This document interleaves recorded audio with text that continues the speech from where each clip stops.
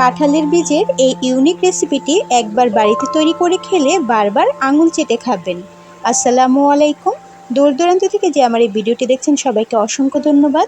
আমি ফারহান ইসলাম, মুনতাহা রান্নাঘরে সবাইকে স্বাগতম। আজকে আমি আপনাদের জন্য কাঁঠালের বীজ দিয়ে একটি দুর্দান্ত স্বাদের ইউনিক রেসিপি নিয়ে হাজির হয়ে গেছি। কাঁঠালের বীজটা ঝামেলা বলে অনেকেই কিন্তু এটা পছন্দ করেন না, আবার অনেকে পছন্দ করলে ঝামেলার জন্য এটা রান্না করতে চান না। অনেকে আবার এটাকে ভেজে ভর্তা করে বা তরকারিতে দিয়ে রান্না করে খায়। তবে আজকে আমি আপনাদেরকে একটা এইরকম ইউনিক রেসিপি দেব, যার ফলে আপনারা কখনোই এই কাঁঠালের বীজ ফেলে দেবেন না, সবসময় এই রেসিপিটাই তৈরি করে খাবেন।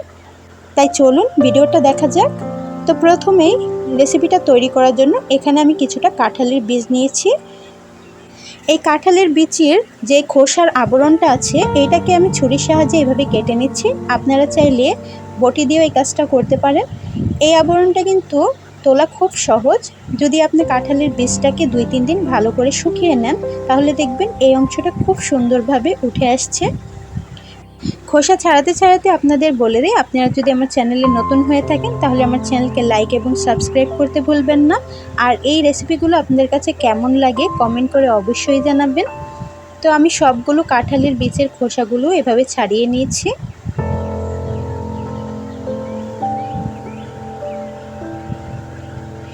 এবার এই কাঁঠালের বীজগুলোকে আমি ছোট ছোট টুকরো করে কেটে নেব। ছোট ছোট টুকরো করে কেটে নিলে এটা আমার ব্লেন্ড করতে সুবিধা হবে। তবে আপনারা চাইলে 2 ভাগ করে কেটেও এটা করতে পারেন।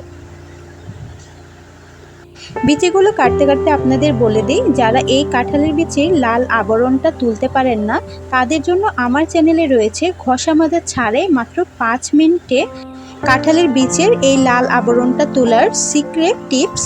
আমার চ্যানেলে এরকম 3 রকমের টিপস দেওয়া আছে, যা 100% কার্যকরী। আর এইভাবে আপনারা মাত্র 5 মিনিটে কিন্তু কাঁঠালের বীজের এই লাল আবরণটা পরিষ্কার করতে পারবেন। এছাড়াও রয়েছে সারা বছর কিভাবে আপনারা ফ্রিজে বা ফ্রিজের বাহিরে কাঁঠালের এই বীজগুলোকে সংরক্ষণ করে রাখতে পারেন সেই পদ্ধতি। তো আপনারা চাইলে সেই ভিডিওগুলো দেখে আসতে পারেন। আমি আপনাদের সুবিধার্থে এই ভিডিওর ডেসক্রিপশনে ওই ভিডিওগুলোর লিঙ্কগুলো দিয়ে দেব। এবার এই কাঁঠালের দানাগুলোকে আমি 5 মিনিটের জন্য পানিতে ভিজিয়ে রেখে দেব। এতে করে এর ভেতরে যে কষগুলো আছে ওগুলো চলে যাবে, আর রান্না করলে কিন্তু খুব ভালো লাগবে। তো দেখুন, কাঁঠালের দানা থেকে কষ বের হয়ে পানিটা ঘোলাটে হয়ে গেছে। এবার আমি 2-3 বার এই কাঁঠালের দানাটাকে ধুয়ে পরিষ্কার করে নিয়েছি। এবার দানাগুলোকে একটা মিক্সার জারের মধ্যে নিয়ে নিলাম। এবার এখানে দিয়ে দিব 3 টুকরো আদা, আর দিয়ে দিচ্ছি 3টে কাঁচামরিচ। ঝালটা আপনারা আপনাদের পছন্দ অনুযায়ী কম বেশি করে নেবেন। এবার সামান্য পরিমাণ পানি দিয়ে আমি একটা মিক্সার তৈরি করে নেব। কাঁঠালের মিক্সারটা কিন্তু আপনারা পাতলা করে ফেলবেন না, এটা একটু ঘন থাকবে। তো দেখুন, আমি এইরকম একটু ঘন টাইপের মিক্স করে নিয়েছি। এতে করে কিন্তু রেসিপিটা বানাতে সহজ হবে। তো আপনারা যদি মিক্সারে এইভাবে ঘনভাবে তৈরি না করতে পারেন, তাহলে পাটার মধ্যে বেটে নিলেও হবে, সেক্ষেত্রে কিন্তু আরও ভালো হবে।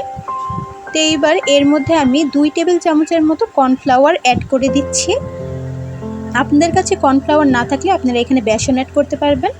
দিয়ে দিচ্ছি 1/2 চা চামচ পরিমাণ হলুদের গুঁড়া, 1/4 চা চামচ পরিমাণ এখানে ভাজা জিরার গুঁড়া, 1/4 চা চামচ এখানে দিয়ে দিব আমি গরম মশলার গুঁড়া, আর 1 চা চামচ পরিমাণ দিয়ে দিচ্ছি লবণ। এবার সবগুলো উপকরণকে আমি খুব ভালো করে মিশিয়ে নেব। এখানে আমার 2 টেবিল চামচের মতো কর্নফ্লাওয়ার লেগেছে। আপনাদের ব্যাটারটা যদি একটু পাতলা হয়ে যায় তাহলে এখানে কর্নফ্লাওয়ারের পরিমাণটা বেশি লাগতে পারে। তো এইরকম একটা শুকনো শুকনো মিক্সার আপনারা কিন্তু তৈরি করবেন। তো আমার সবগুলো উপকরণ কিন্তু মেশানো হয়ে গেছে। এবার আমি চুলাতে চলে যাব। তো চুলার মধ্যে অলরেডি একটা প্যান বসিয়ে এর মধ্যে কিছুটা পরিমাণ তেল গরম হতে দিয়ে দিয়েছি। চুলার আঁচটি মিডিয়ামে রেখে এবার আমি যেই কাঁঠালের মিশ্রণটা রেখেছিলাম ওইটা দিয়ে দিচ্ছি। এবার কাঁটা চামচের সাহায্যে এই মিশ্রণটাকে আমি চারপাশে ছড়িয়ে দেব। মিশ্রণটা এমনভাবে ছড়াতে হবে যাতে করে বেশি পাতলা না হয়ে যায়, আবার মোটাও না থাকে। পাতলা হয়ে গেলে কিন্তু এটা ভেঙে যাবে, আর বেশি মোটা হয়ে গেলে এটা ভেতর থেকে কিন্তু কাঁচা রয়ে যাবে। এবার একটা খুন্তির সাহায্যে আমি এটা চারপাশটা খুব ভালো করে সেট করে নিচ্ছি, আর উপরটাও খুব ভালো করে সমান করে নিচ্ছি যাতে করে কোনো ফাটল ভাব না থাকে।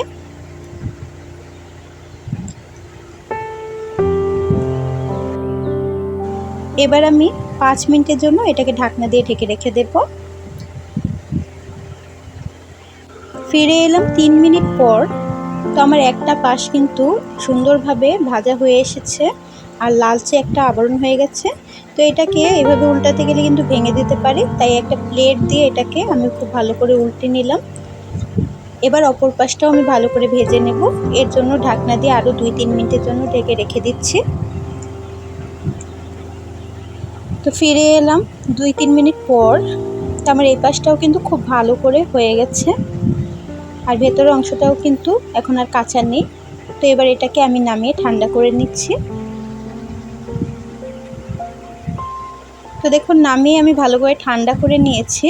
এটা একটু ফাটল মনে হলো, এটা কিন্তু ভেঙে যায়নি। তো এবার আমি ছুরির সাহায্যে এটাকে 4 কোনা এভাবে শেপ দিয়ে নিচ্ছি।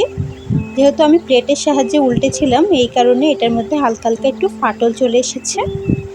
তো এবার এইভাবে 4 কোনা করে আমি এটাকে কেটে নিচ্ছি।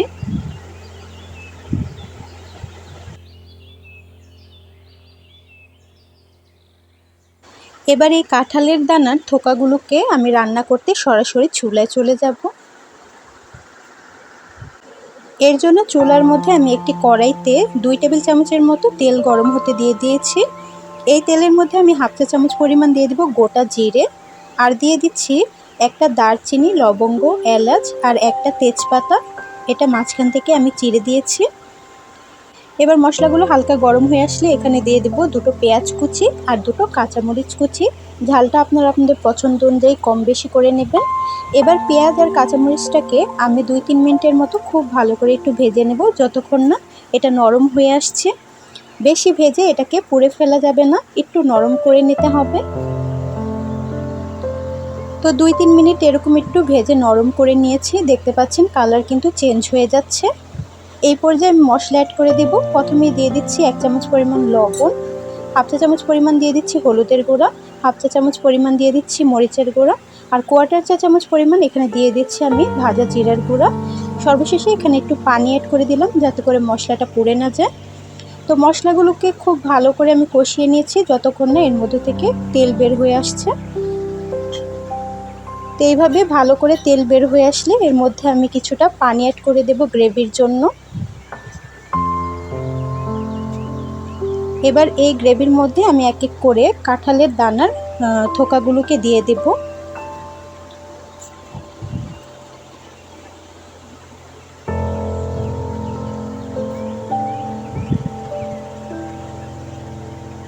এবার যতক্ষণ না বলক চলে আসছে ততক্ষণ পর্যন্ত জাল করে নেব। তো দেখুন খুব ভালো করে এর মধ্যে বলক চলে এসেছে। এবার এইখানে আমি 2টো কাঁচামরিচ ফ্লেভারের জন্য অ্যাড করে দিচ্ছি, আর দিয়ে দিচ্ছি 1 চামচের মতো গরম মশলা। এটা কিন্তু খুব ভালো একটা ফ্লেভার আসবে। তো আমি এই পর্যায়ে এই থোকাগুলোকে চুলা থেকে নামিয়ে নেব, কারণ ঠান্ডা হওয়ার পরে এই গ্রেভিটা আরও ঘন হয়ে যাবে। তো আপনারা আপনাদের পছন্দ অনুযায়ী গ্রেভিটাকে ঘন বা পাতলা করে নেবেন। এই তো দেখুন কাঁঠালের দানা দিয়ে দুর্দান্ত স্বাদের আমি কিন্তু একটা রেসিপি আপনাদের সাথে শেয়ার করলাম।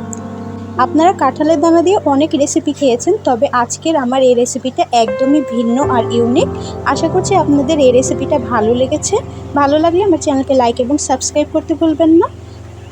দেখা হবে অন্য কোনো ভিডিও নিয়ে। ততক্ষণ সবাই ভালো থাকবেন, সুস্থ থাকবেন। আল্লাহ হাফেজ।